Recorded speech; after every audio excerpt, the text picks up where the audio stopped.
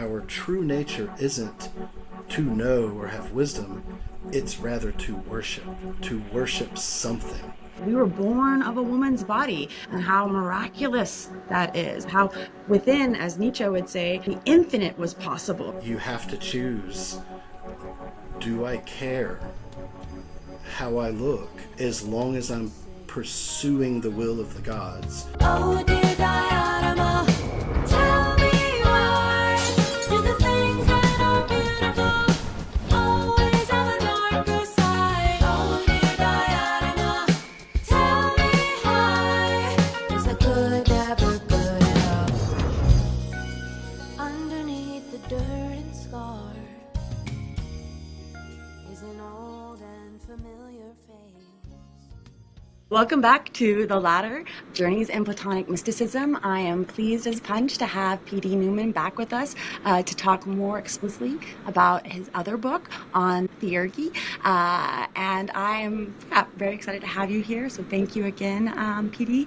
I want to start with a question about, I think it's central to your book, which is opening with the distinction between katabasis, or descent, and anabasis within the pre-Socratic tradition, but also how this is transformed in Plato as prioritizing not katabasis, but anabasis, ascent, and how this is picked up in the later Neoplatonic tradition. So, would you help our listeners and viewers understand that distinction of katabasis and anabasis?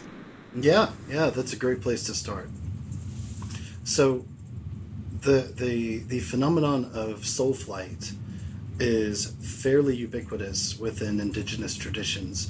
It's usually associated with shamanism, but within the yatro mantis, the healer seers, the poet philosophers of the pre-Socratic era, beginning with Aristeas and on into Epimenides and Hermontimus, what we see is a soul flight that's oriented downwards. It's a vertical soul flight, but they all tend to go downwards. And I think this is natural because to go up would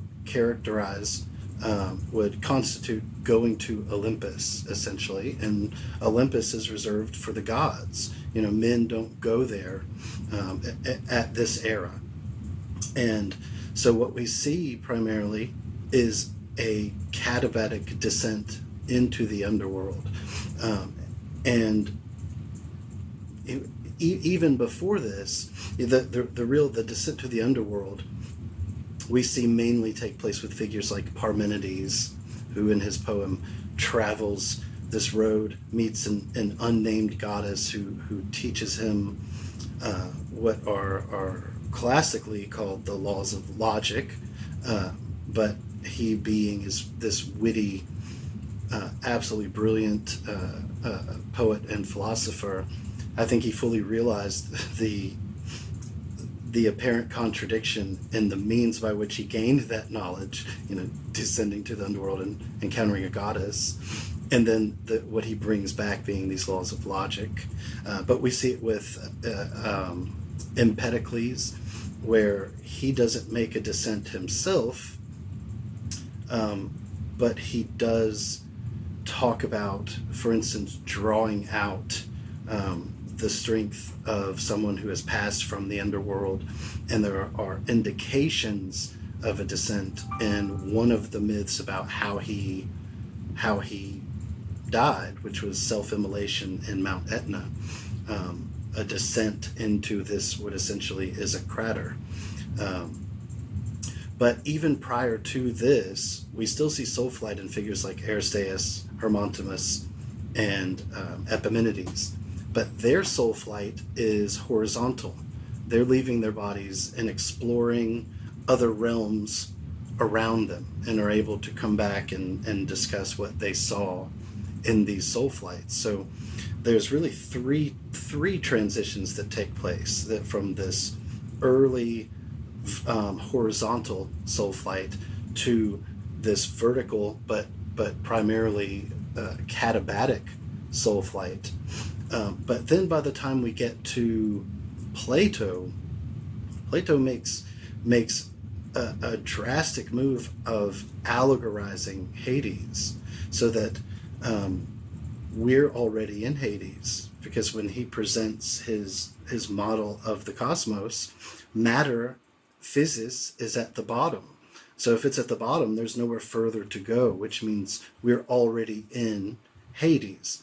Now, once this transition takes hold, soul flight doesn't go anywhere, but it necessarily reorientates itself so that it becomes an adiabatic flight into the heavens, through the heavens, and into the noetic realm, and ultimately through figures like the Neoplatonists, Plotinus, Porphyry, Iamblichus, especially with Proclus. We see that the focus becomes not just anabasis, but anabasis for the point of uniting with a god or with the monad itself, and then coming down. The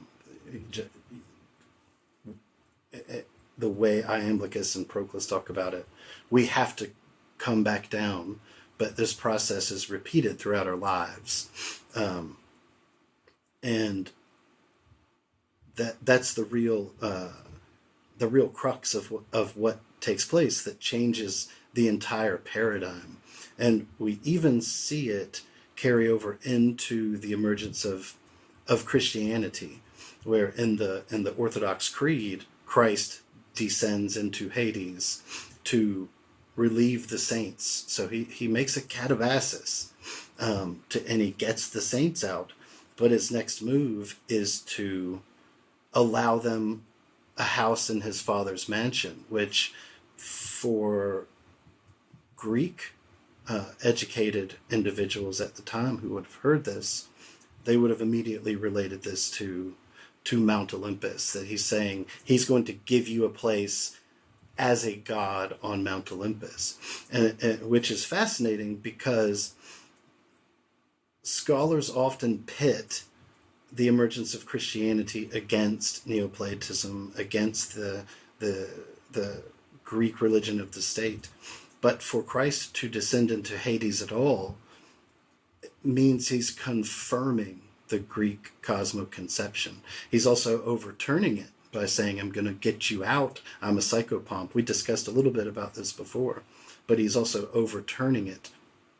And I think that's a pivotal to really understanding what's going on in both the Neoplatonic and the emergent Christian tradition.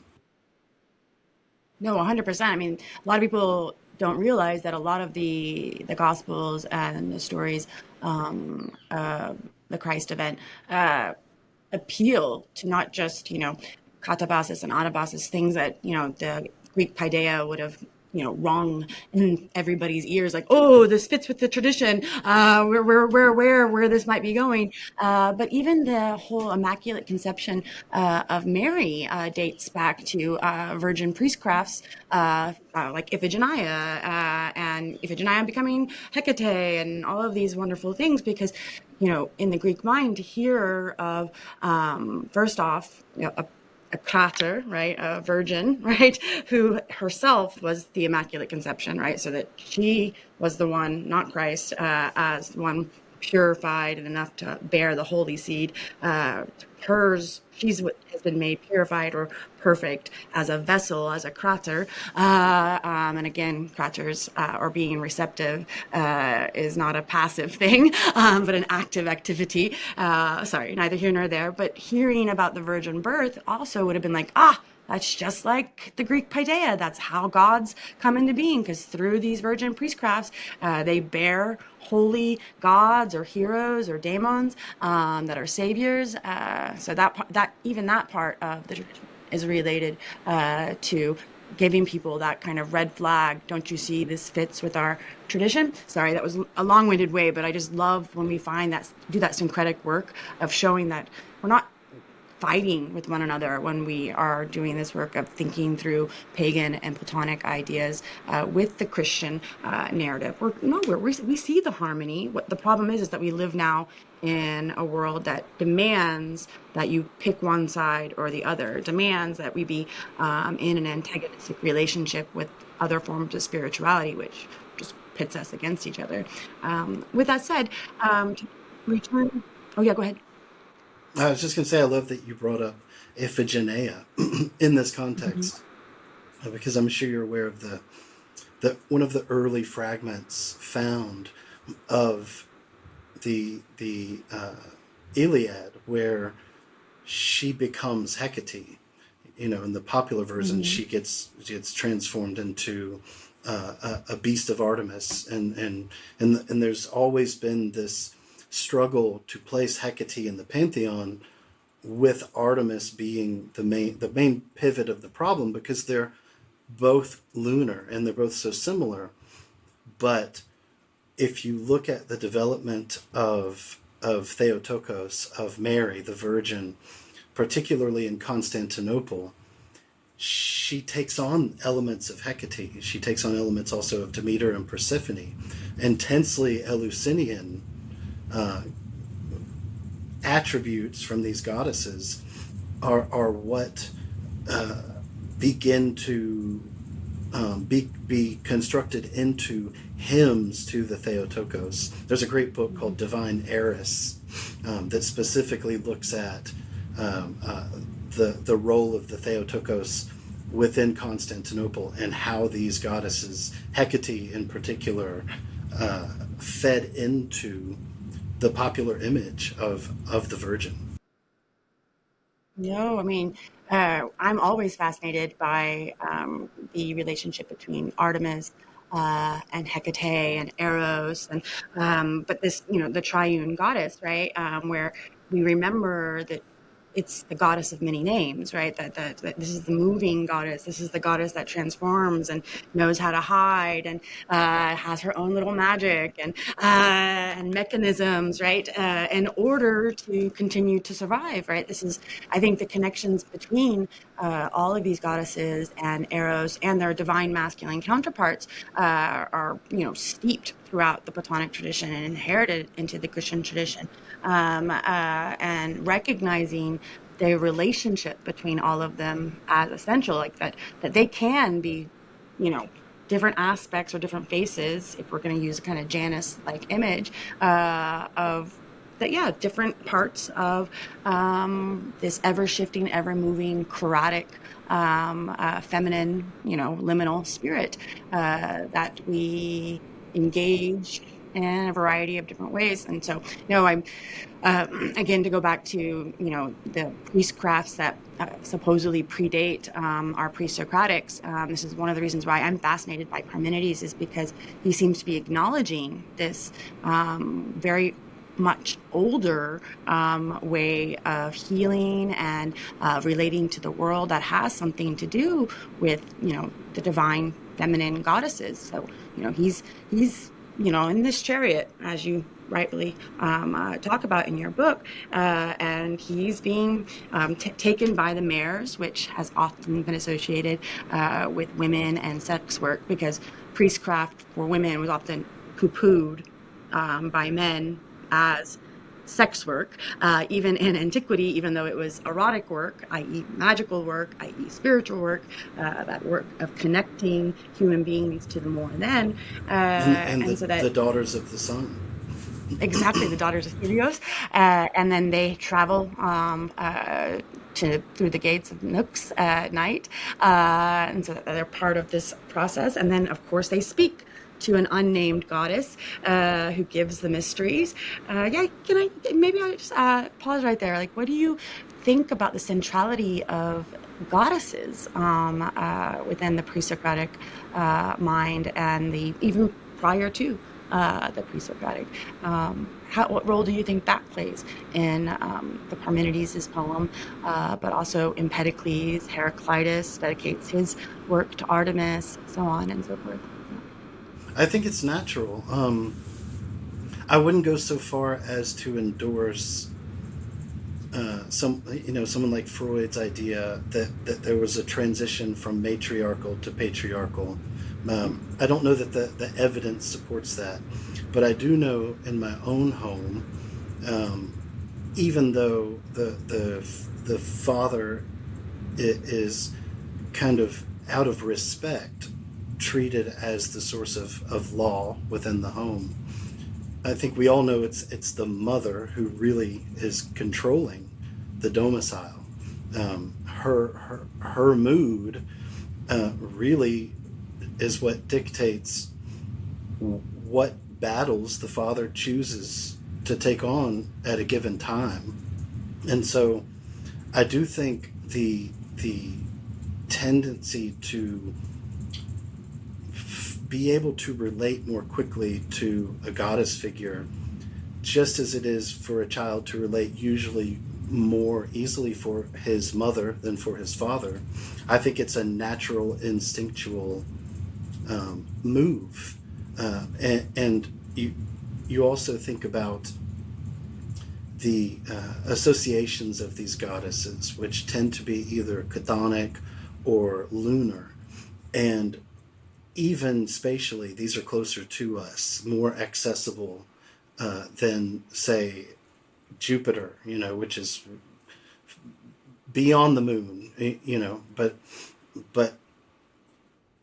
especially in Neoplatonism, hierarchy is very important. Iamblichus, for instance, we have Porphyry saying, don't sacrifice to these daemons, that they're really evil spirits, kind of, I guess. I'm not sure if he's trying to placate Christians or if he really believes this. But Iamblichus, on the other hand, says, no, we follow the hierarchy. You have no chance of making contact with the god, the head of your chain, if you haven't propitiated and pacified, for lack of a better word, the daemon that acts as the medium between you two. So the idea of first beginning with something close to us seems in line with the hierarchical structure that emerged and became really prominent, especially in late antiquity.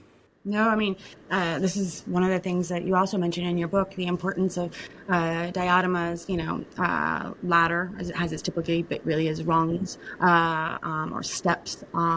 Begins with love of beautiful bodies, right? Like here, the importance of, we might consider it a prison, right? The prison of the body, the sema soma, as you mentioned, about the Cratylus or the Gorgias or the Phaedo, and recognizing that even this prison, right, is something, beautiful, right? It is our first entryway. Like, we were born of a woman's body, and how miraculous that is. How within, as Nietzsche would say, the infinite was possible, right? The impossible was possible, because I think I've said this to you before, maybe, is like, when, pregnant with my, kids, like, I didn't know, they're like who they are, what they are, anything, the infinite, it's just, anything goes, right? And so, like, when we recognize and really steep ourselves, pure absolute potential, right?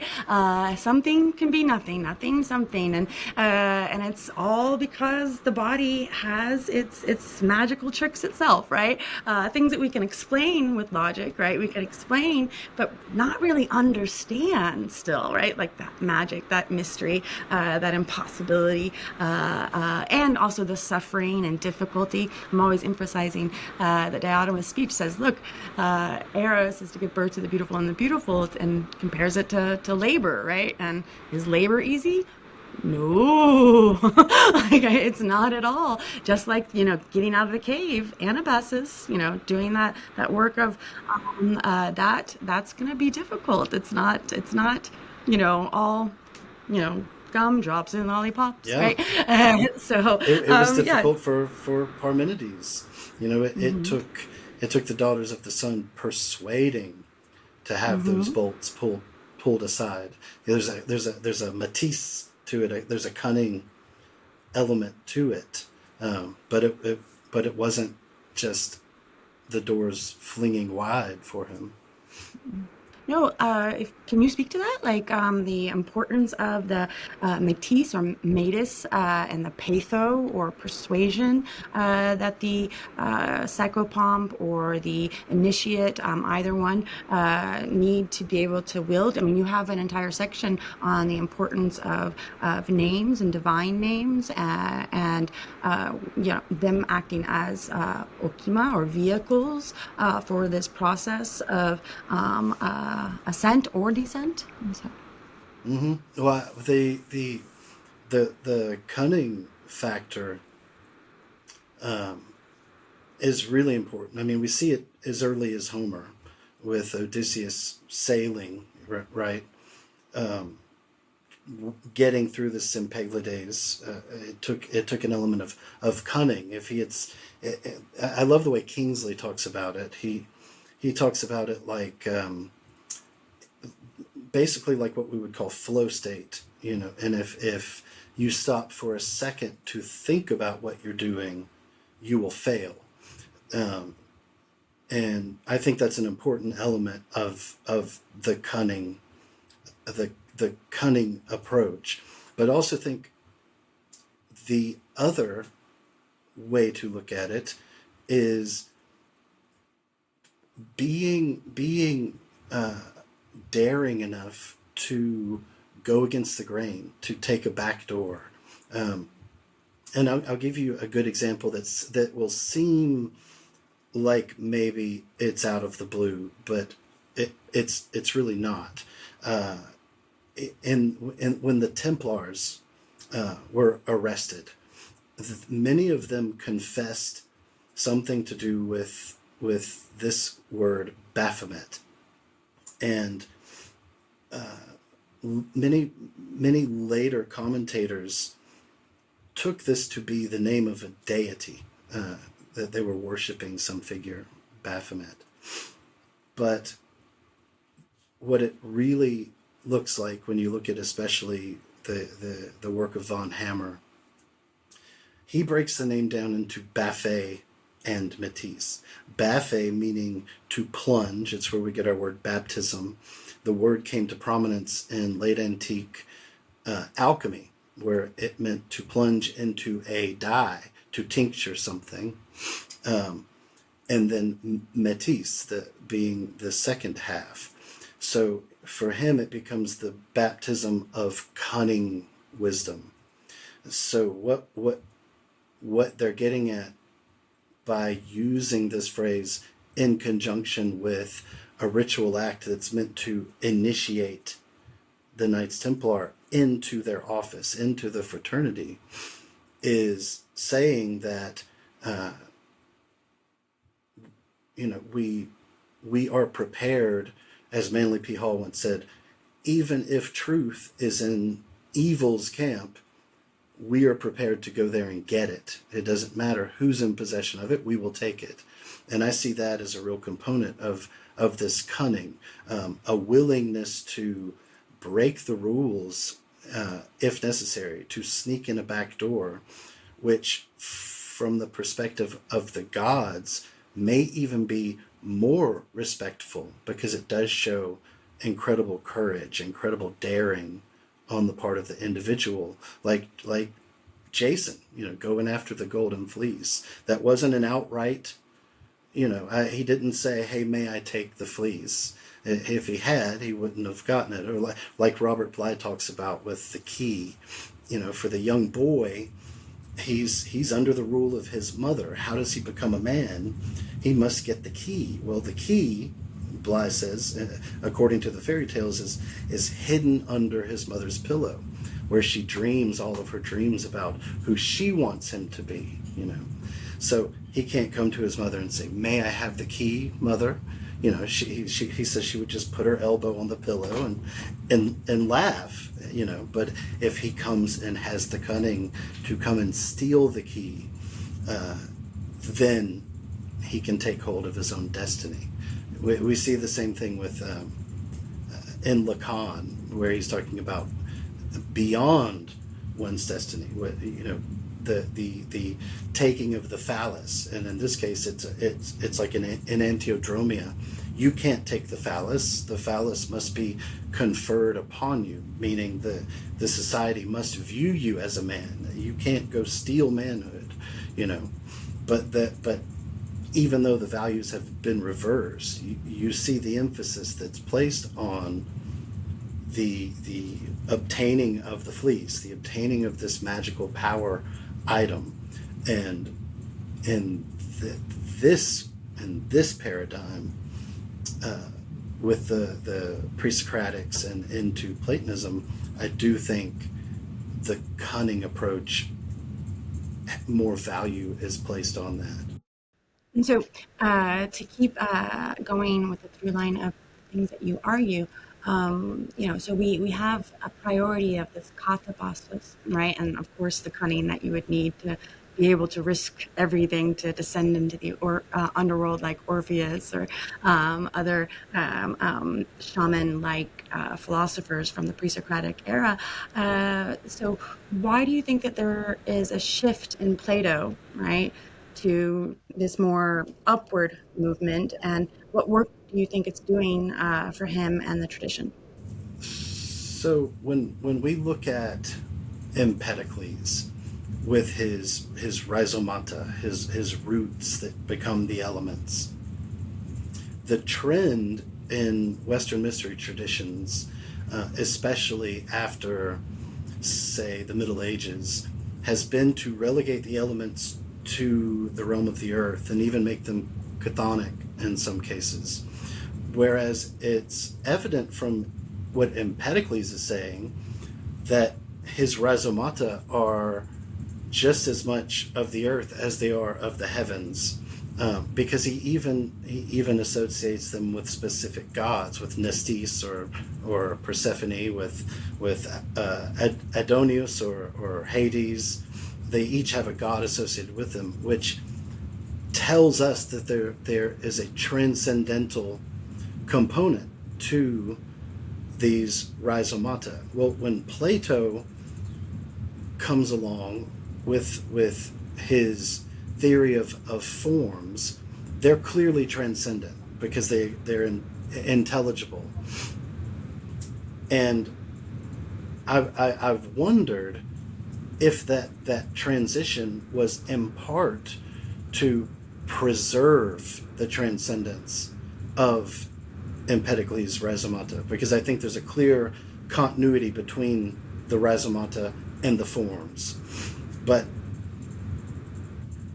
the means to achieve this might be suggested in the Parmenides when he says, basically we have to kill our father, Parmenides. Parmenides being the poster child for katabatic descent, for the acquisition of transcendental knowledge. By killing Parmenides, he, in a sense, is opening the way for anabasis and securing the transcendental status of the forms, if that makes sense. No, it does. No, for sure. No, because I'm always arguing that one of the beautiful things about the Platonic tradition is, in fact, this breaking of tablets, right? Like, that's part of like the secret, if you will, is that we're not supposed to repeat the same, but we're supposed to do that work of bringing things back down or taking them up, right? Which means that this is a valley and then apex, right? Like we have to keep going back and forth, as most mythological stories account, right? That this is a journey. This is not, you're Right. here and this stays the same. But we have a duty, if you will, to be part of the creative transformation, because that's the dunamis or power of the human spirit, is to bind the old with the new, to bind the chthonic with the hyper Uranus. That's part of the erotic activity of being, ensouled or to be sold. I think it's evident that Plato doesn't exist in a vacuum. He's very much participating in the tradition created by Parmenides. It's a continuation of the same program, even though he has to kill Parmenides to do it his way. And this is what I also see echoes of in the way you brilliantly delivered it in your class on Nietzsche and Plato, but that Nietzsche is doing Platonism, but he's doing Platonism of verse, right? He's having to kill Father Plato in order to do Platonism in the way he knows how to do it. Right.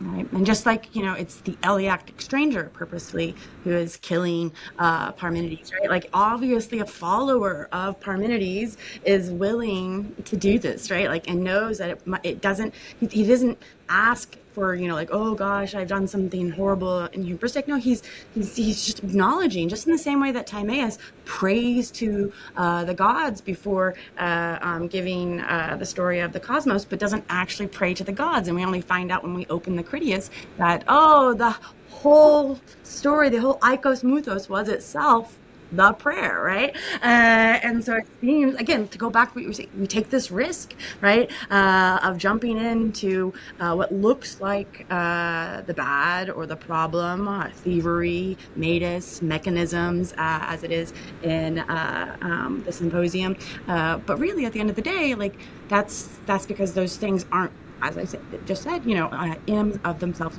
good or bad. We, as Nietzsche want to emphasize, we give them their value. And so, it's again, the kind of power that we have. And that, we gotta see how great that is, right? And so, all right, let me return to your book and your arguments, because I don't want to get too off course. I do remember that you have a beautiful line in one of your chapters where you yourself say, and to get away from my digression, which I found very humorous and nice. I want to talk about, so there's a section where you make the distinction, I think rightfully so, between a kind of human madness, right, and then a kind of divine, and the importance of a kind of divine madness, to where I believe the quote is something along the lines of, the insane sink, the shaman's moonwalk, while the theurgist spacewalks, right? And so that there's in the Phaedrus, there are 4 forms of divine madness, and sometimes we think that Plato is saying that all forms of madness have in and of themselves a kind of shamanic transcendent good. But if you read carefully, obviously there's a distinction between human madness and divine madness. And what do you think that is, and why do you think that's important for shamanism or theurgic work or magic work in general? That's a great question. The line itself that the mystic is able to swim where the schizophrenic drowns, that's actually it was a statement made by Carl Jung, but was later altered slightly and published by the psychologist R.D. Laing. But I do think it speaks to the problem here when we're talking about the difference in a divine mania and then a mundane mania, a true insanity. And I think the real pivotal difference is, in a big way, by their fruits you shall know them. A true mundane madness, which I would say is a mental illness, is confused, and it might produce artwork, for instance, but that artwork would rarely tend to be objectively beautiful. It might be interesting, we've gotten it in our heads that beauty is in the eye of the beholder. And I don't think Plato would agree with that. I think he would say, no, beauty is objective. It's a form, and to the degree that we participate in it, we or that which we produce will be beautiful. So when we take the outsider art of individuals who were in mental institutions. There are a number of publications that feature this art. It's fascinating, no question that it's fascinating. But does it qualify as beautiful like a Botticelli painting might? And I think the answer is unequivocally no. But when we look at figures like Botticelli, or someone like Jean Cocteau in the early film industry, what they're doing is absolutely beautiful, partakes of the form of beauty. But they were very manic in their art. They would get obsessed with what they were doing, and to everyone around them looked manic and obsessive, which in itself looks like a form of madness, and very much is a form of madness, but it's one that produces fruits characterized by beauty.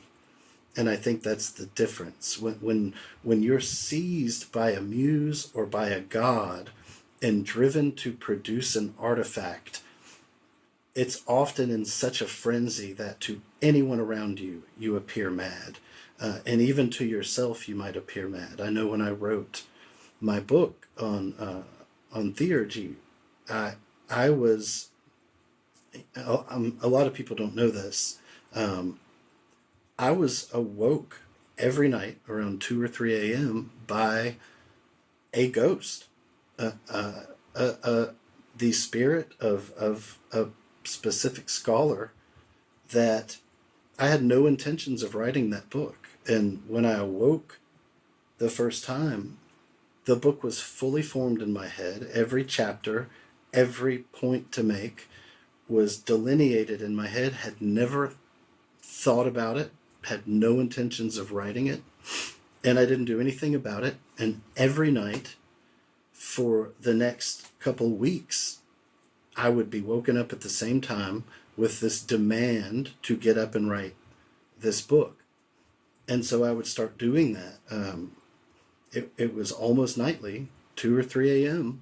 I get up and I'm at my laptop typing away in this twilight liminal state. Half the time I would go to bed after writing a chapter and wake up and have little to no memory of it. I'd come back and read it and I would think, whoa, I wish I could have bought this book. This is what I needed, but it did not feel like it came out of me. I'm not saying it was channeled or I was possessed, but I was certainly in a state that any clinical psychologist would have said, this is unhealthy.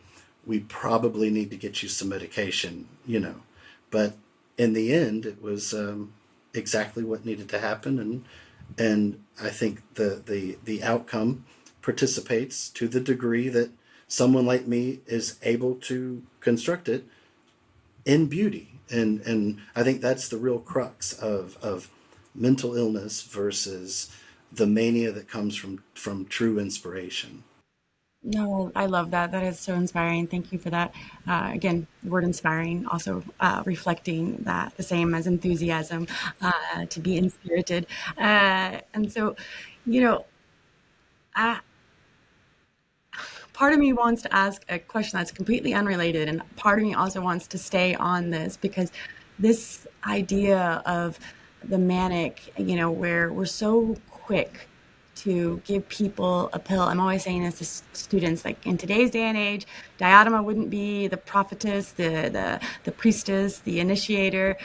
She would be the, woman that needs to take some Prozac, and, get another hobby lady, so that, like, you got to stop talking about ladders and love and all these things. And how quick we are to confine people to these boxes of, obviously there's something, like even somebody like a Michelangelo or a Botticelli, I think today would be, having to go get psychoanalyzed, as Simone de Beauvoir would say. And, how do you feel about that? What does that cause? Does anything stir in you when you think about like this, like large swath of people who may produce beauty, but the culture that we live in doesn't allow for it. I don't know how familiar you are with Jung's Liber Novus, his red Or it book, doesn't, but he yeah, he talks about personality number one and personality number two, yes. and how one personality is concerned with the spirit of the times, and the other is concerned with the spirit of the depths. And the spirit of the times is exactly that, the spirit of your time. And a lot of the things that are demanded of the whole self by the spirit of the depths do not fit into the framework, the paradigm of the spirit of the times. So there does come a time where you have to, really make friends with the fact that you're either going to sacrifice those transcendental creative urges in favor of a 9 to 5, a family Mhm. life. Some people don't have that decision. Not everyone has a family that would say, okay, he's in his mode, leave him alone. We might see him in 2 weeks, but let him cook. This is his process. Not everybody has that. So I think there is a crisis moment where you have to choose, do I care how I look to everyone else and even to myself, as long as I'm pursuing the will of the gods, as long as I am following this thing that is bigger than me and stronger than me. I can't stop thinking about it. I can't stop doing it. Almost looks compulsive. We have to come to a place where we are okay with being that outstep from the spirit of the times. But again, not everyone has an opportunity to do that. And even some who do have no, because of the spirit of the times, have no framework by which to interpret it in that other way, and will still on for themselves think, I want this Yeah. to go away. I just want to be normal, So I don't think there's an easy answer. Mhm. I just think we either let ourselves be the gift of the gods and let them seize us, or we do our best to pretend that kind of thing doesn't happen. No, I mean, that's what breaks my heart is the internalized like system that doesn't allow for an exit, right? Where you just internalized the reality or the spirit of the time as the only way, even though you're drawn this other way. And I see it so much in so many young people who, when their eyes light up with the philosophical spirit, and they're like, why are we not taught these things younger, right? Like, and you see that pressure cooker of like this. I was entrapped in a kind of worldview that made it to where there was only one pathway. And it's like, no, I promise you, if you keep going down and give yourself this education, and it doesn't matter necessarily whether it be, because your book does a great job of showing how this a kind of spirit of transformation and being able to serve or become like a god as far as possible, or to unite with God, is inherited in different ways, whether it be the Chaldean oracles or the Hermetic tradition, or then the Neoplatonist. But it all goes all the way back, to Homer. But you also do a great job of seeing it in traditions of the East, as well as in your other book here, in the soil that we now call America. And so this kind of beautiful syncretic work that says, look, there are other paths, and that it benefits people for you to think that those are just the humanities, those are the soft sciences, those are the things that you don't really need. Go get a job, and then you find yourself like Dolly Parton, working the 9 to 5, but still having a heart of gold, so to speak. But in any case, And this I might speak speaking, to cunning. This might speak to cunning yeah. again. The Mhm. ability to make your 9 to 5 a work of art. and still fit within that framework. Mm-hmm. Mm-hmm. Mm-hmm.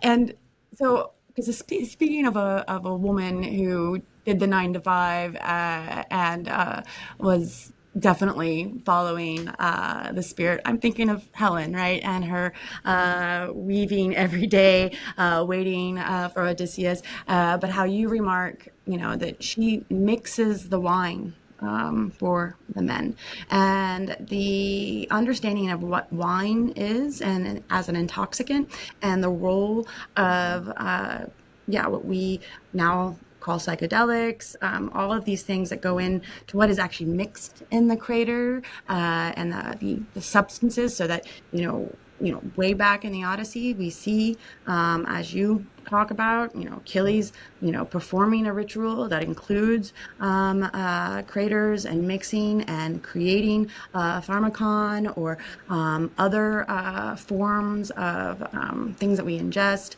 that are material for the sake of purification, or for the sake of flying, for the sake of transformation. Could you just give people more information about these pharmacon, and someone like Helen doing that work of mixing the flower aroma into wine? Yeah.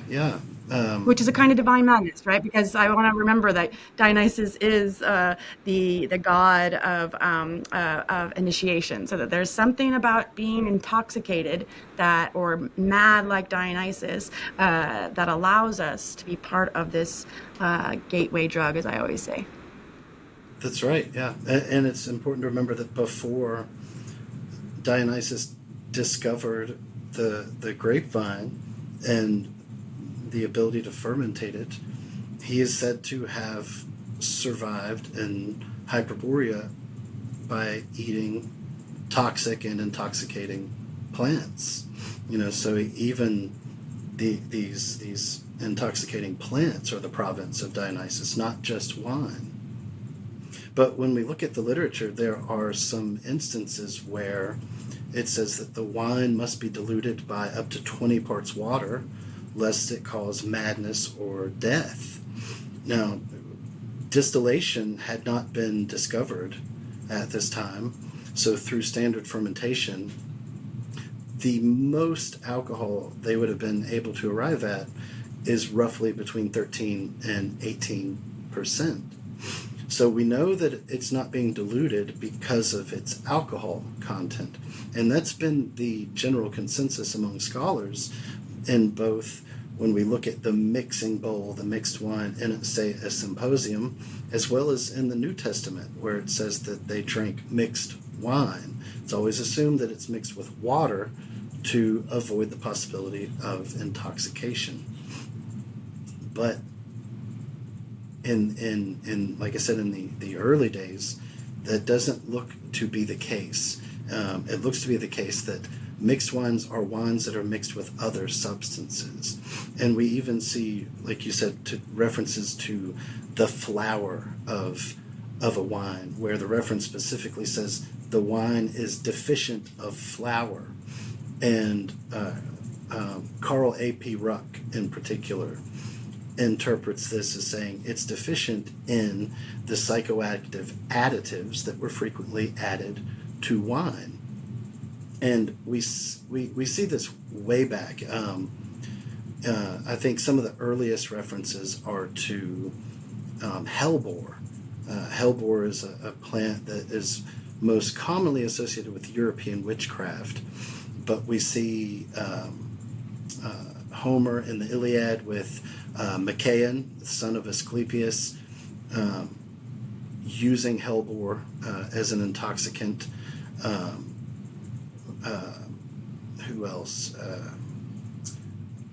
Apollonius talks about it in the Argonautica, and there's another reference to Medea using the blood of Prometheus as an intoxicant, and that's very similar to something we see in Sophocles, where he in I forget this town of women, something like where where Heracles brings back a concubine and brings her home.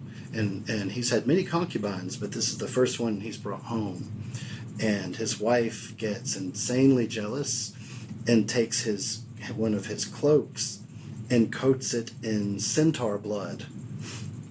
And centaurs, like Dionysus prior to discovering wine, are said to have fed on narcotic plants. So the centaur blood would have contained the alkaloids present in these plants. And most of the plants are the same plants that we see used in medieval magic and European witchcraft lore as love filters to cause someone to fall in love with you. And these tend to be nightshades like mandrake, henbane, belladonna, datura. But these are also fatal in large doses. And that's exactly what happens to Heracles in the story. He puts on the cloak and it kills him. So this use of plant material being added to wine, it is very ancient. We even see in late antiquity not just things like cannabis wines being made by someone like Zosimus of Panopolis, but he's also preparing beer from darnel, this toxic psychoactive substance that would grow on certain cereal grains. But yes, very, very prominent motif is this idea of mixing wine, and that which is mixed is something to increase its psychoactivity. And even when it's not wine, the tendency among scholarship has been to play down any possibility of the recreational use of psychoactive or entheogenic plants within the Greek mystery or into Rome.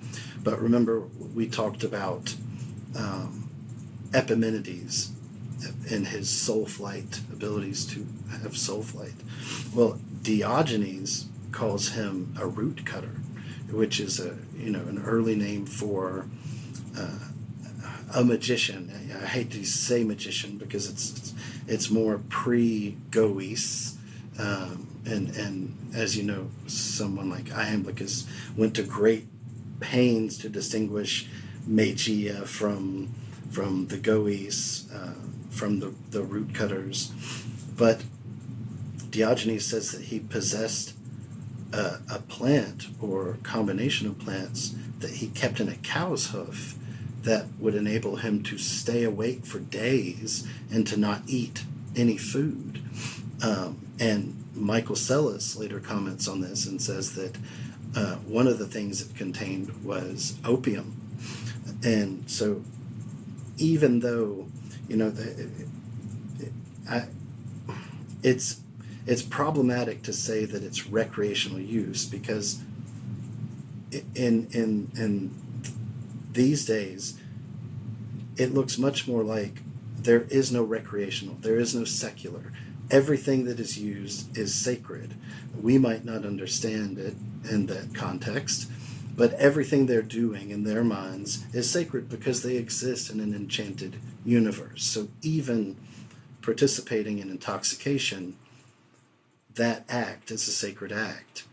And another figure from this same pre-Socratic era, Empedocles, Diogenes reports that he possessed a drug that would prolong life, and talks about an episode where, with the use of a certain pharmacon, he was able to put a woman in trance and keep her in that trance state for 30 days before finally reviving her from this trance state.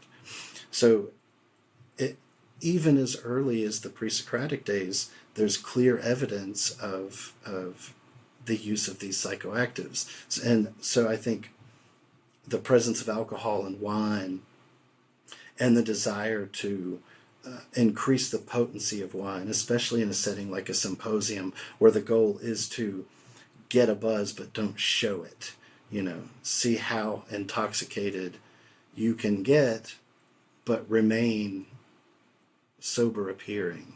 It spoke to a manliness, and I think in that setting, that's really what we see in indigenous societies, where they will take something like the DMT rich yopo snuff or a penis snuff, and it's blown up their nostrils. And I can tell you from personal experience, it is incredibly painful and burns, but you don't show it. In the traditional setting, you don't show that it burns. You stand there and take it, and that speaks to your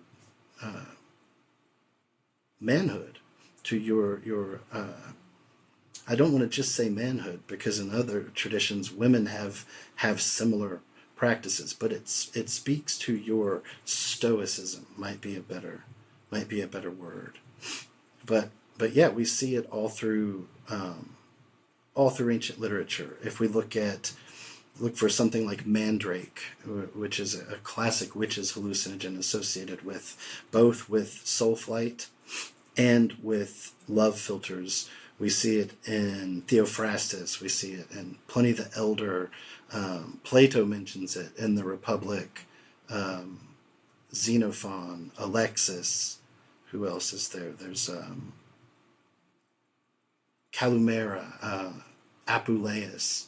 All of these figures are discussing the use of mandrake in magical and intoxicating settings. And I could go on into Datura, Belladonna, Henbane. I mean, it was so ubiquitous, and yet it's almost completely ignored by modern academia. It's kind of mind-blowing. No, I mean,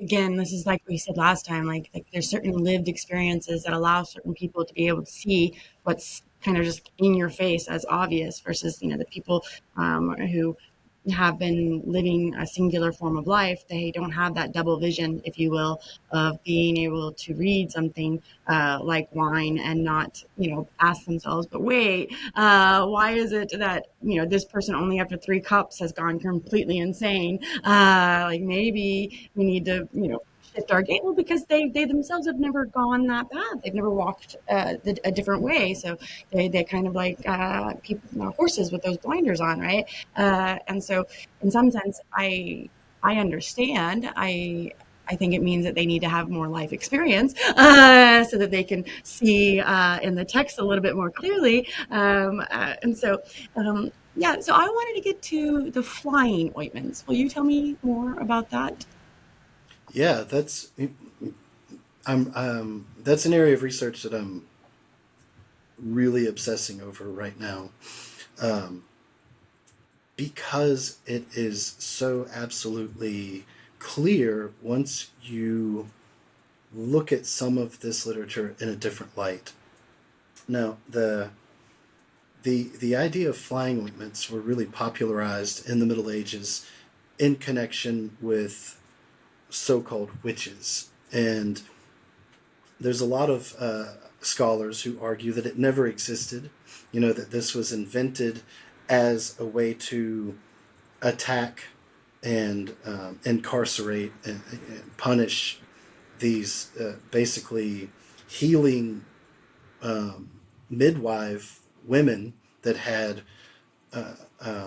this incredible knowledge of plants, largely because they're rustic, pagan. They live in the rustic countryhood, and they practice as midwives and healers. So these are the same women that when medicine first began to be codified, it was largely men who were doing this, but they had no knowledge of this stuff, and in order to gain that knowledge, it's in the literature that they would go out and seek out these same women that they had just been persecuting for their knowledge of these plants.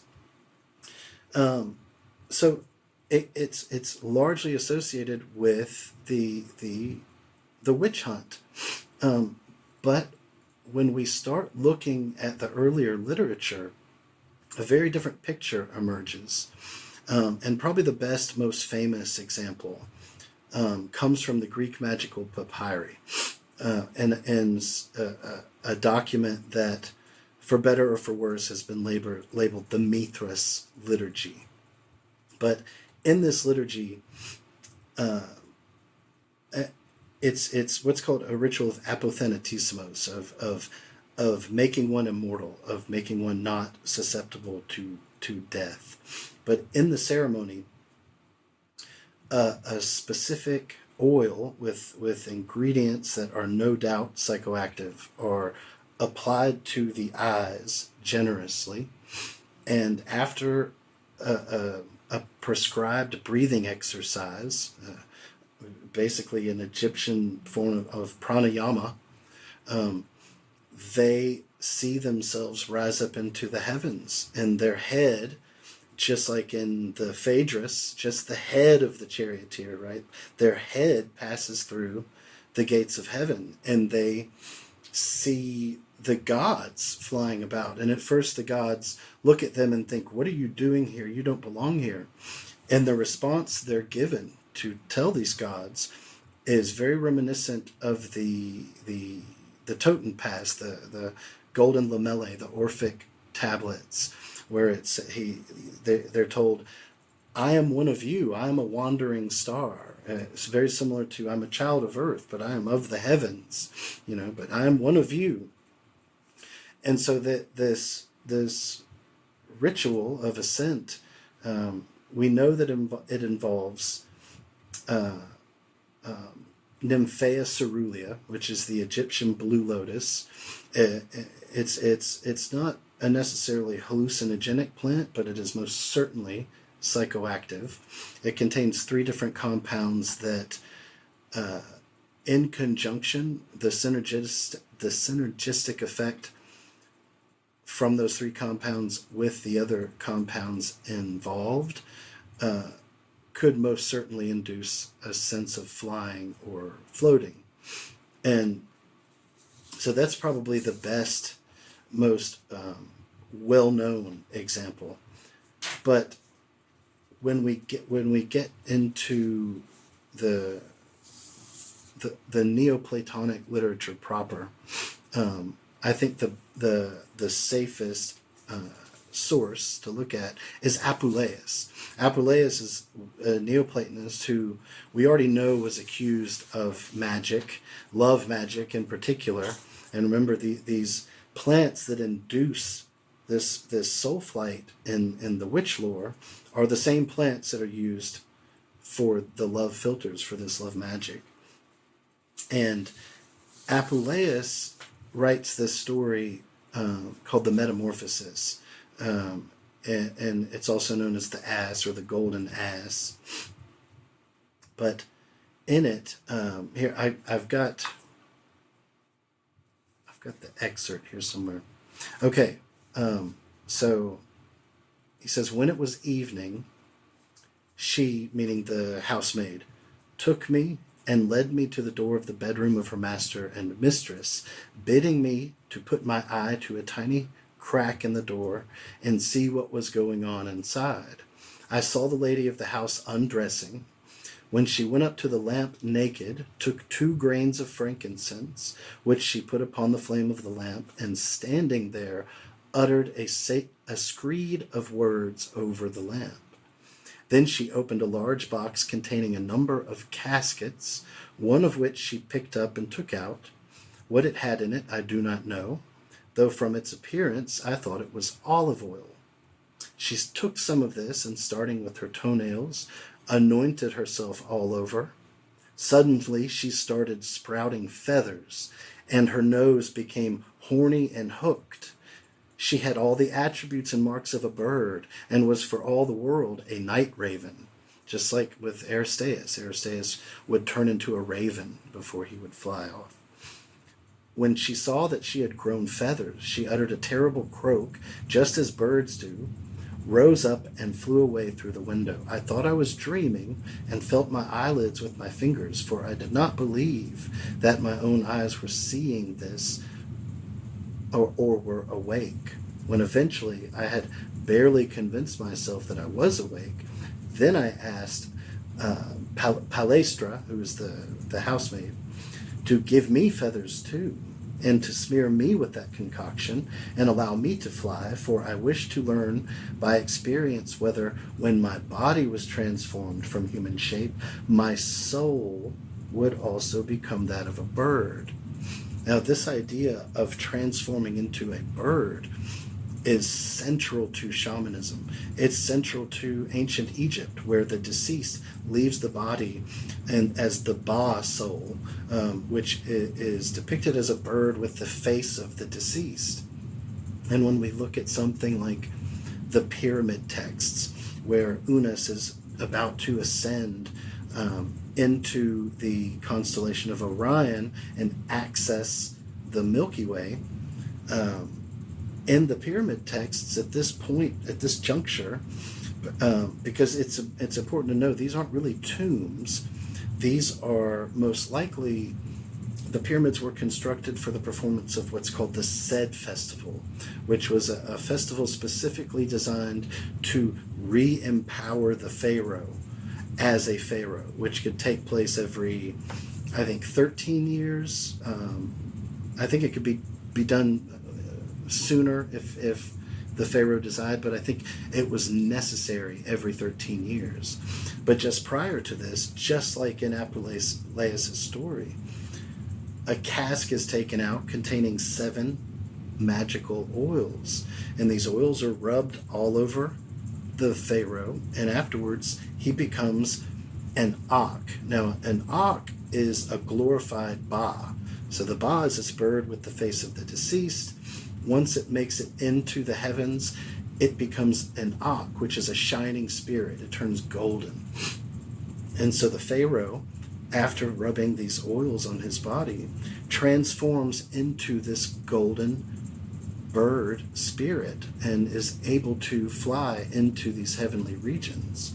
So again, it's ubiquitous in shamanism, and we know the crossovers with Greece and Egypt with figures like Thales and Plato and Pythagoras and so on. All these figures that allegedly spent sometimes years and years studying with priests and magicians in Egypt would have very likely been familiar with this tradition.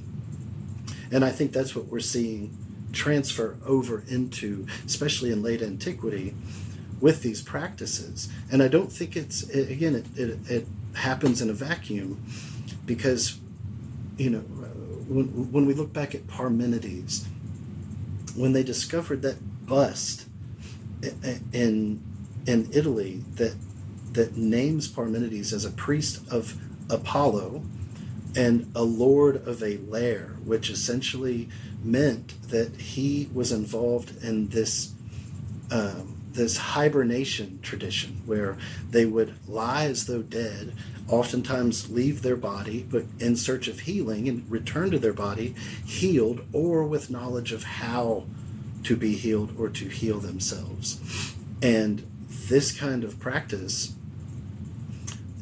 it is something that we see in many cultures, often associated with the use of these same plants, because in medical application, the same exact nightshades are used to render a person unconscious, so that you can fix a bone, so that you can straighten a bone or do minor surgery, because it knocks them out. It's the dose that can, if you increase it, result in profoundly hallucinogenic effects. So I think this probably started very early with the pre-Socratics. The best evidence is I think with Aristeas, who becomes a raven, just like Apuleius talks about, just like we see in Egypt, and with Diogenes' description of both Empedocles and Epimenides having possession of a drug, in this case, that can keep them awake for days. Well, when you look at the European witchcraft tradition, when we look at the plants that are named that were likely used, they're not all psychoactive in the same way. The ones that are tend to be nightshades like Mandrake, Belladonna, Henbane. But then you'll see curious additions like Monkshood or Aconite and Foxglove. Well, Monkshood, it's a paralytic. It slows the heart. So it's not intoxicating. It's literally toxic. But its use in this context would its etiological function would be to keep the individual who has taken such large doses of the psychoactive compounds from getting up and running around and hurting themselves during these times of soul flight, almost like sleep paralysis, but kind of the opposite, where you're up and running around. You're not paralyzed anymore. But this aconite would ensure that to be the case. Now, interestingly, the remedy for aconite poisoning is foxglove, the other compound we see show up. And what foxglove does is it stimulates the heart. The aconite, the monkshood, has slowed it to such a degree that death is a real possibility if the dose is too high. But to pull them out of that stupor, all you have to apply is foxglove, and vice versa. If someone is poisoned by foxglove, it can be treated by aconite or monkshood. So just like Epimenides has this stimulating drug that will keep you awake, we see the application of foxglove to combat the use of aconite, which is initially used, like I said, to keep them in one spot from harming themselves, but to startle them awake. So I think to me, it all looks very consistent and starts to bring into question that academic, scholastic position that witches' ointments, flying ointments never existed, and that these things were used to be able to find the witches guilty of doing something they deemed nefarious, because the tradition, like I said, goes way back to late antiquity and on into the pre-Socratics and even to ancient Egypt at the time of Unas. No, I mean, I think about Aristophanes getting charged with profaning the mysteries after the performance of the birds, right? Where like we get this like not only is there a snippet of Orphic mythology and illusions, right? But then this like showing the birds and everybody's a kind of bird, like and have the wings and like this is and what he was doing is taking the piss out of people who thought this way, and in this, or he himself was an initiate and was just being playful and having fun, being that rebellious trickster Loki type, right?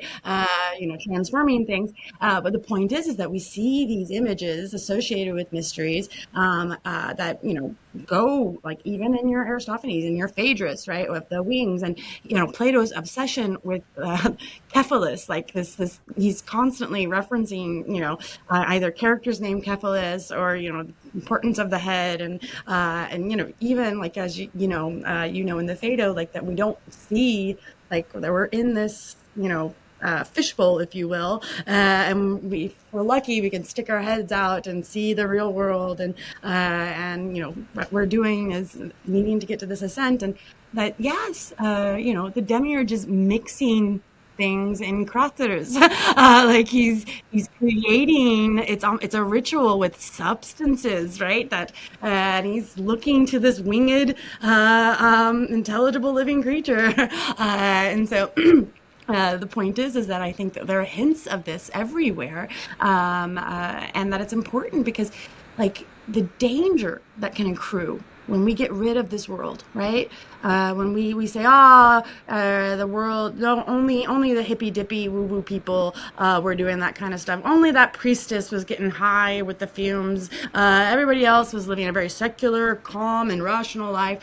If we don't have a history of people, utilizing and enchanting their world that way, right, and in a way where they can maintain who they are with that kind of bravery or that kind of warrior spirit, getting that practice. Because, of course, I mean, I'm sure you remember from book, oh, I can't remember exactly which book it is in the laws, but to be a philosopher, king, or queen, you have to drink all the time. Like one of the tests is bouts of drinking, and that you maintain your character. And that's part and parcel of what it means to you've ascended to this level of being able to rule, or I think it's more like rule the self or rule the soul, but not in a way that you're a ruler or a master, but you're a friend to all the various different parts of your body, harmonia.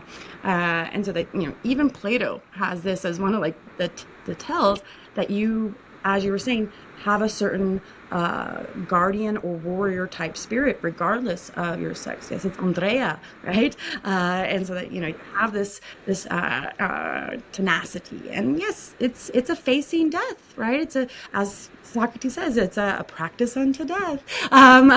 Just before he goes to drink hemlock, another very potent poison. And Socrates in the Charmides also says he's got a special leaf he could give Charmides that he learned from certain people that had traveled to the what is now say the East, and so on and so forth. It's just everywhere, right? And to get back to what I was trying, my point is that the more we get rid of this as part of the history of humanity and how human beings have enchanted the world, the more we risk another witch trial where those are the crazy ladies, right? Those are the crazy people, and they need to be locked up, or they need to be psychoanalyzed, or they need to be not listened to because they're obviously crazy. They've obviously drunk too much of the Kool-Aid. And so this excluding certain people as problems, or worse, as it is in the witch trial, worthy of death. In a violent death at that. And so for me, it's a duty to remind people that look, I'm not going out there saying do drugs, right? That's not what Danny Lane is interested in doing. But it is an interest in remembering that whether it be through meditation, right, or through the magic of your words, or the magic of your thoughts, or the magic that is supplied by foxglove, that we remember that there's always a transformative relationship, right, and that it's like.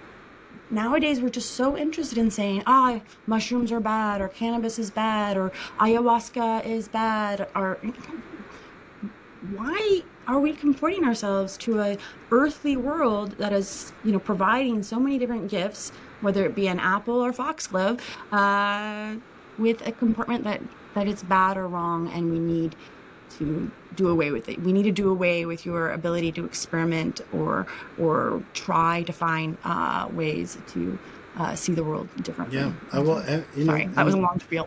No, you're right, and I think the reason it's so easy to do away with it is because for a long time, at least since the war on drugs in our culture, they have not had a clear idea on how to apply it, on what to do with it. But when it's something that taps into a way of seeing the world that has been officially denied since the Enlightenment, of course you don't know how to apply it, or what it does. So naturally it's going to be this is useless and it's only a problem. Let's get rid of it, because at best it only reinforces the things that we now know aren't real. You know what I mean? Mm. No, you just gave me a mini epiphany because I often lecture about the problem of the Enlightenment, where um, we drain our society of divinity and say the human being is the center of all things, right? So this kind of Protagorean, human beings are the measure of all things that are great, that they are great, and that they are small, that they are small. Great. But the point is that the secularization that puts everything on the human being. So we get this explosion of the knowledges or the disciplines of various different sciences as being what are going to be the new solution. So it's no longer the divine, it's no longer the more than, it's no longer various different conceptions of nature as something to expose or things like this. We're going to get into the actual reality of these things. We're going to stop personifying or divinizing the world because we are it. And it dawned on me when you said that, like, that's it. Like when you drain the world, you're not going to see the sunflower praying or to the sun. You're not going to see the signature of the gods that invite you to, experience a plant medicine or pharmacon in one way or another, because it just becomes that Right. problematic word that you were, hesitant to use, recreation. It's just what you do to escape the real world. And that, uh, yeah, in this enlightenment or post enlightenment time, we're still suffering from this kind of, we've emptied the earth of the possibility of initiating us into a paideia, right? One of the things I love about your book is, again, I think a theme that runs through all your books, which is these pathways, right? These right ways and left ways, and that we get this kind of preparation, right? We get the kind of codes, so to speak, whether it be, I fell into the milk for the Orphics, or, I am a child of starry sky, that like, this is the poetry, this is the fun of, like, look, yeah, the Neoplatonists have their 9 levels. The Chaldean oracles have, different other ways of conceiving of all of these things. But it's all this kind of preparation to be walking certain pathways so that we don't accidentally drink from the river of Lethe, but we rather keep going forward and drink from the river of memory so that we can do, I guess, what you and I are trying to do right now, which is to look at the history of people and women. Because for me, the fact that your witches were midwives, like that's the heart of the tradition for me. Because I would say that's what Feinarte is, right? She too, Feinarte being Socrates' mother, who was a midwife, who taught the practice of midwifery, and that women have always been associated with this magical, earthy, roots, all of these things, right? And that one of their primary activities was the magic of helping people give birth, or the magic of knowing which two people should get together. This kind of matchmaker. And as I say to people often, like, if we outlaw abortion completely, right, all that's going to do is bring back the magical women, right? Who know the plants and know all these things. Like, women have always, and of course they might go up on stakes because of it. But this is a history of, a very feminine practice. And keep in mind, right? Just as Andrea isn't limited to guys, right? Males. This feminine practice of metis, right, is not limited to women, right? It's something that Socrates was associated to. He was also a midwife, right? He was also a kind of magician. As Xenophon also said, he loved to dance, like nobody more than Socrates. And so, again, I'm being lost. Stressing his role as a midwife in connection with the witch hunts really does put a new spin on his persecution. He's persecuted as a midwife, very much like these so-called witches were.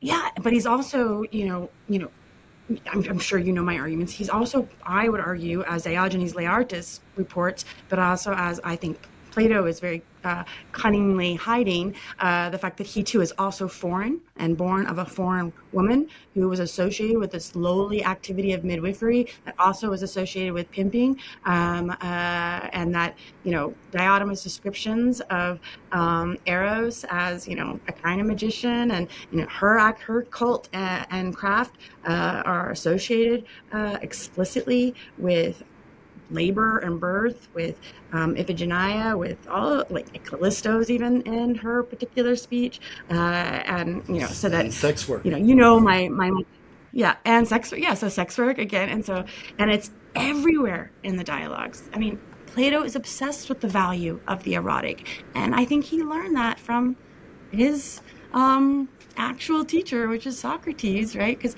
like I told you this, like you in Xenophon, right? Like he hears that a new Hetaira has come to town, and she's posing naked and like hop, skip, and a jump. Socrates there faster than a rabbit in spring, right? Like so it's like okay, but here he really wants to see this new powerful potential friend, and he even says to Theodote that he's got lots of women who are coming to him to learn the powers and magic of accruing friends. And so again, we've got a long history of this. We just don't have eyes to see.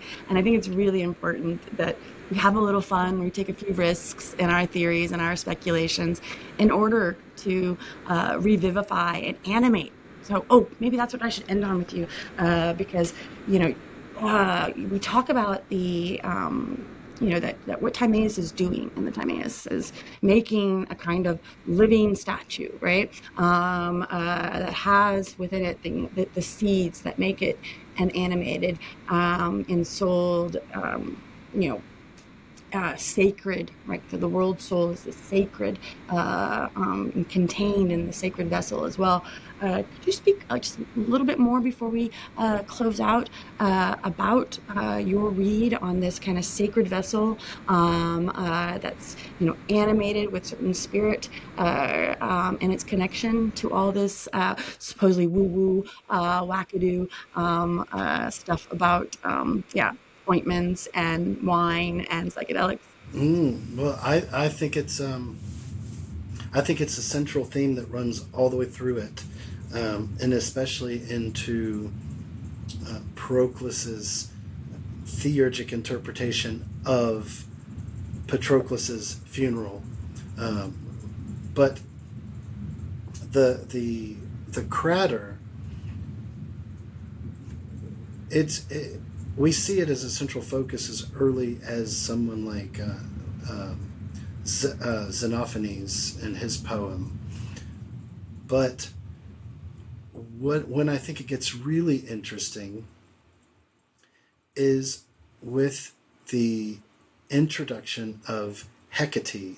And as you know, Hecate was, by a number of Neoplatonists, identified with the Suke, which in some, depending on who you read, is the anima mundi. In some cases, it's not.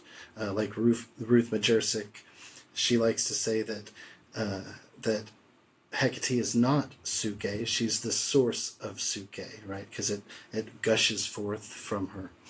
But it gushes forth from a hollow in her thigh, which is clearly a euphemism for the vulva. Just like with when Zeus brings Dionysus to term in his thigh. Again, very likely a euphemism for the phallus.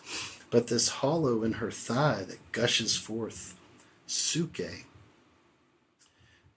essentially makes her consubstantial with the crater. Hecate becomes the crater. And this very likely is the source of the same themes we see repeated in the Grail mythos, and on into modern ceremonial magic from the Victorian era, what they call the Victorian occult revival, where of the 4 magical weapons, you have the cup, which is explicitly associated with the female sexual organ. But so yeah, the crater is the central sanctifying element of this whole drama, because it is the thing that pours forth suke, the very thing that gives anima, meaning to soul, that makes it animated, that puts all of this in motion. And even if we want to fast forward and get into the emergence of the Christian tradition, it's in Orthodoxy, unlike in Catholicism where you sip wine and eat a wafer. In Orthodoxy, the phosphora, the piece of the bread, is placed within the chalice that already has wine in it. And so the Eucharist is this bloody piece of flesh, is what it looks like, but it's this bread soaked in wine. But that's the sanctifying component. When someone who hasn't been fully initiated into the church, hasn't been baptized and chrismated, if they want to participate in the Eucharist, the degree to which they can is to come up and what they call adore the chalice as the central sacred thing. But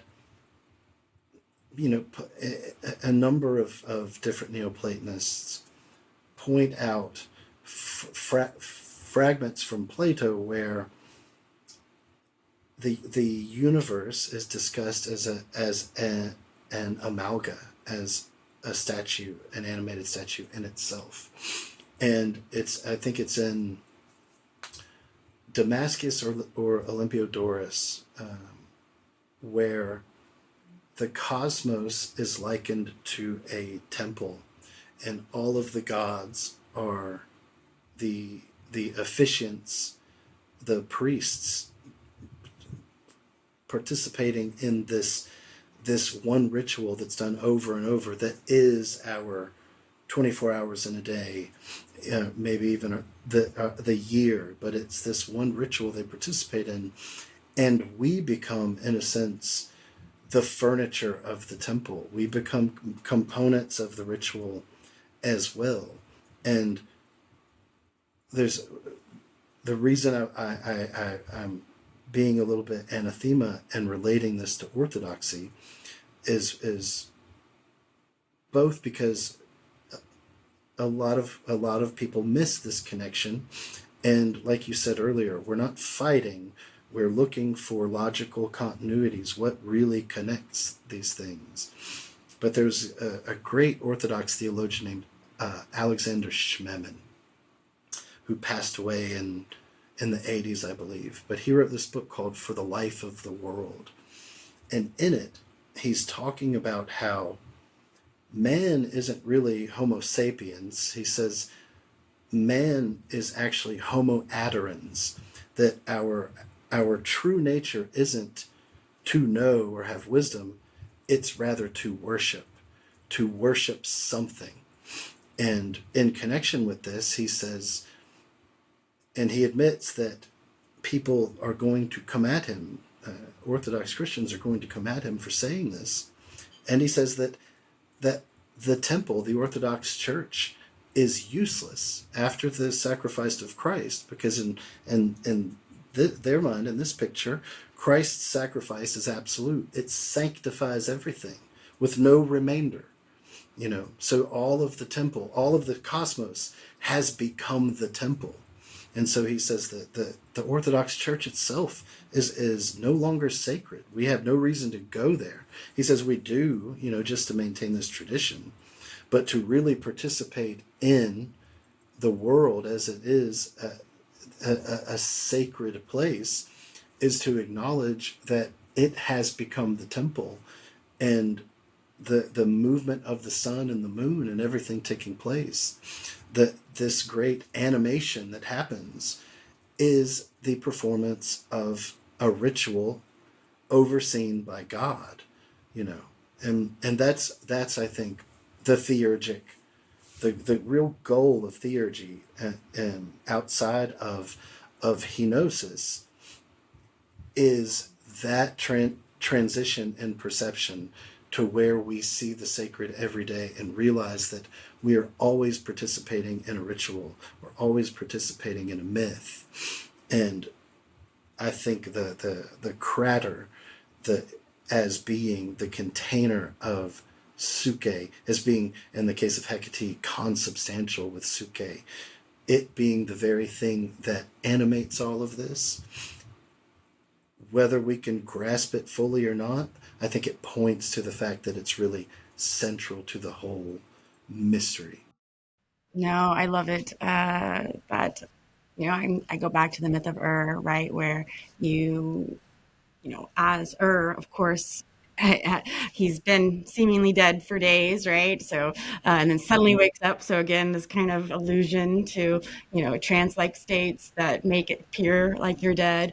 But the point is that, one of the things he immediately tells upon waking is, this, path that the dead go on, and that ultimately you get to the image that he sees of the spindle of necessity, which, if you think about it, like what a spindle looked like then, it was more like a cup, like the whorl, and a staff, right? And it's between her legs explicitly. And so that, again, this cup, this spindle that, isn't just static, but is constantly creating, and has assistance, so that the priestess is surrounded, by other priestesses doing the work of cutting or sewing or singing, because on each level there's a siren who's singing a song. Go back to the Parmenides, and the wheels are turning. Lots of music is happening, so that you hear the ritual, that there are, more things happening than just taking the drug. There are more things happening than just, and so that it takes a community of people creating music and art, and medicines, and fabric, and people who have this ability to remember when they, wake up from their dreams, these visions of things that seem crazy, like people turning into birds, and finding ways to revive, Christianity with a story of a lion, right, named Aslan, like these alchemical, necromantic, so that way, when we stick our head out of this watery, subterranean, so to speak, world, that we actually realize that there's as above, so below, as a good Hermes Trismegistus might say, that the up is down and left is right, and that the whole time this so-called chthonic world was also hyper Uranic, and that the hyper Uranic also is chthonic, and that's the vision that allows you connect the two, right, and allows you to be on that journey, to be the erotic faithful, to appeal to the beauty of pistis, this, important, again, I always say, gateway drug into the kind of life that allows you to see that a cup is not just a cup, my friend, that we have some work to do to understand that and to revive that, and and just to enjoy how it is that we can see the temple that we all belong to, that we all have a vocation in. They're all key ingredients in a funny kind of mixture that means that life will be both mad and intoxicating, as well as sober and logical. And so, yeah. Beautifully stated. So thank you. Petey, it's such a pleasure to have you on. So you know me, I'm probably going to ask you to come back in a couple of months or something like this. But I hope everybody checks out your books, because each one is a true gift, and definitely written in enthused and inspired states, because the prose is inviting, just for everybody out there. For those of you who aren't scholars in Neoplatonism or philosophy, these books are highly accessible, but also extremely dense and packed with, even if if you don't like the nitty-gritty, just read it for all the myth. Read it for the fun of getting to hear differently interpretations about what Achilles might be doing, or what Porphyry is doing in his analysis of the Cave of the Nymphs. And so, anyways, that was my long-winded way of saying thank you, PD, for again spending time with me. This is just a true pleasure. The honor is mine. Thank you so much, Danny. Oh dear diorama, tell